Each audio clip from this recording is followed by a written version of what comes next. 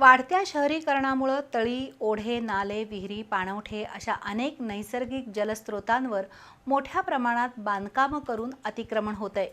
त्यामुळे एकेकाळी तळ्यांचं शहर असं म्हटलं जाणाऱ्या कोल्हापूर शहरामध्ये सध्या पक्ष्यांना, वन्यजीवांना पाणी पिण्यासाठी भटकंती करावी लागतेय।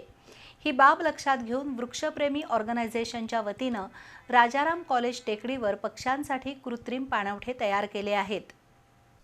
उन्हाळ्याची चाहूल लागली आहे। त्यात कोल्हापूर शहरातील पक्ष्यांसाठी असणारे नैसर्गिक जलस्रोत कमी झाल्यानं पक्ष्यांसह वन्यजीवांना पाण्यासाठी भटकंती करावी लागतेय। त्यातून बऱ्याच पशुपक्ष्यांचा जीव देखील जातोय। पशुपक्षी, कीटक, वन्यजीव हे निसर्गाच्या अन्न साखळीतील सर्वात महत्त्वाचे घटक आहेत। त्यांचं संवर्धन होणं गरजेचं आहे।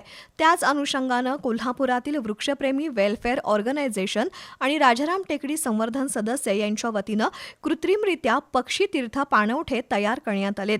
डिजिटल फ्लेक्स आणि दगडांच्या माध्यमातून नैसर्गिक दिसेल असे तळे तयार करून त्यामध्ये सुमारे 300 लिटर पाणी सोडण्यात आलंय। या परिसरात विविध प्रजातींचे पक्षी, वन्यजीव, कीटक यांचा अधिवास आहे। या पाणवठ्याच्या माध्यमातून त्यांना पिण्यासाठी पाणी उपलब्ध होईल असा त्यामागे हेतू आहे।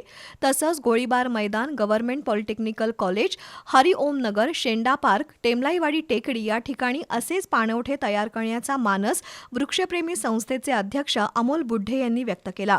या मोहिमेत जीएसटी आयुक्त तेजस्विनी मोरे, प्रतीक पाटील, ॲडव्होकेट सुनील धुमाळ, संतोष औंधकर, सचिन पवार, शैलेश पवार, विशाखा जाधव, सुरेश चव्हाण, आदिती बुढे, प्रसाद राऊत, तुषार बांदेकर, ओंकार कुंभार, स्वप्नील जाब शेट्टी उपस्थित होते।